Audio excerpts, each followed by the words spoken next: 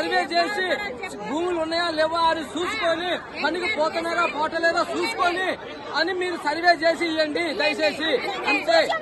లేకపోతే మీరు ఏడో కూర్చొని ఆఫీసులో కూర్చొని చేస్తే ఇక్కడ ధర్నాలు అయితే చేస్తాం.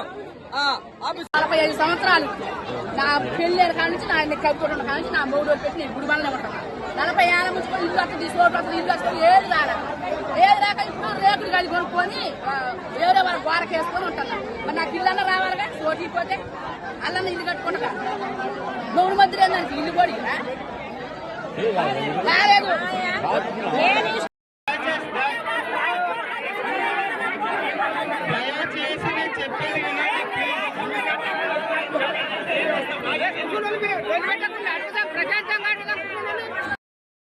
భూమికంటే అందరూ వస్తారు. ఇక్కడ ఎవరు ఇక్కడ వెళ్ళండి, ఇక్కడ నుంచి వెళ్ళండి, ఇక్కడ నుంచి వెళ్ళండి.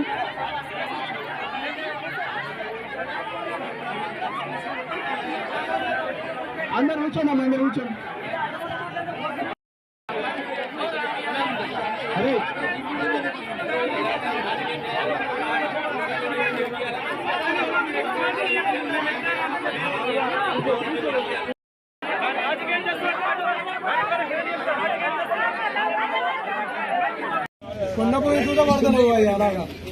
సార్ ఇప్పుడు నేను ఏవో సార్ వచ్చింది సార్, వాళ్ళు ఎంక్వైరీ చేసుకుంటాను, భూములు ఎంక్వైరీ చేసుకుంటాను సార్. ఇప్పుడు ఏమన్నారంటే తండ్రి నుంచి కొడుకు అట్లా చేసుకున్న వాళ్ళు చాలా మంది ఉన్నారు స్లాట్లు, అవి మాత్రం పడేయని చెప్పిండు. ఎందుకు పడే సార్ అంటే వాళ్ళకి మాకు గైడెన్స్ రాలేదు, అవి ఇప్పుడు పడే, అవి ఎప్పుడు పడేది తెలియదు అని చెప్పిండు. నిన్న ఏవో సారే చెప్పిండు అవి పడేయాలి. ఎందుకంటే ఇప్పుడు రైతు బంధు పడేటప్పుడు వాళ్ళతో పాటు అందరికీ పడాలి, వీళ్ళకి కూడా పడాలి. ఇప్పుడు తండ్రి కన్నా పడాలి, లేకపోతే కొడుకు కన్నా పడాలి. మేము అనేది అది. ఎందుకంటే కోల్పోతారు కదా సార్, అట్లా ఎంతో మంది చేయించుకున్నారు, 20-30 మంది చేయించుకున్నారు అట్లా.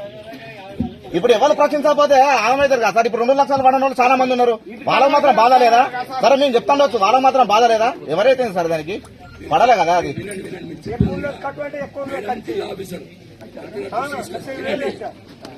నష్టపోతారు కదా, ఎవరైనా ఒకరు ప్రశ్నించాలి కదా. ఆ గ్యాసులు చూస్తే చాలా మంది ఆ రోజు నుంచి మేము అప్లికేషన్ పెట్టిన నుంచి కొంతమంది ఆన్లైన్ అన్నారు, ఆన్లైన్ కాదు అది. ఇప్పుడు ఆఫీసులో పోతే కరెక్టే ఉన్నది, పైనుంచి పడింది మేమేం చేయాలని బరాబర్ వాళ్ళు చెప్తాను, వాళ్ళు ఆపరేటర్ చెప్తాను, కంప్యూటర్ ఆపరేటర్ చెప్తాను, పైనుంచి పడింది మేమేం చేయాలని. అది ఎందుకు పడతలేదు? అది పడలేదా గ్యాస్? 500 రూపాయల గ్యాస్ పడలే కదా అది. అది ఒకసారి చూడండి మేడం అది. ఎందుకంటే ఇప్పుడు మనం పూర్తి కావాలి, అందరికి రావాలి, కరెక్ట్ వస్తే దానికి ఎవరైనా ఒప్పుకుంటాం మేడం. పడంది పడనట్టే ఉంటది కదా.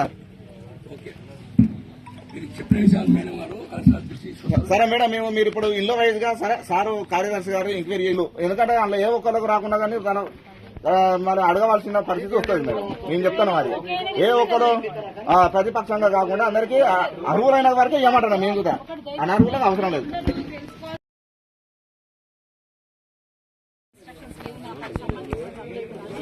మీకు తెలియకపోతే ఇంకెవరు చెప్తారు మేడం? మీరే కదా చెప్పేది. మరి ఆ రుణమాఫీ అర్హులు ఇప్పుడు వాళ్ళ అర్హులకు ఎట్లా, వాళ్ళకి ఇప్పుడు ఎట్లా వాళ్ళ పరిస్థితి?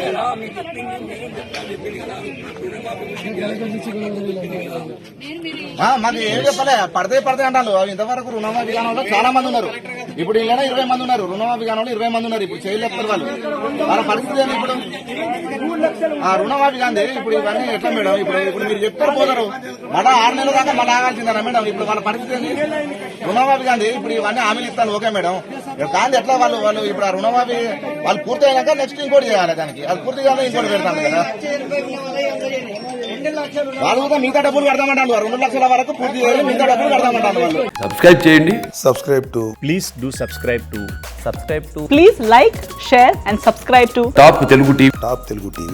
Top Telugu TV.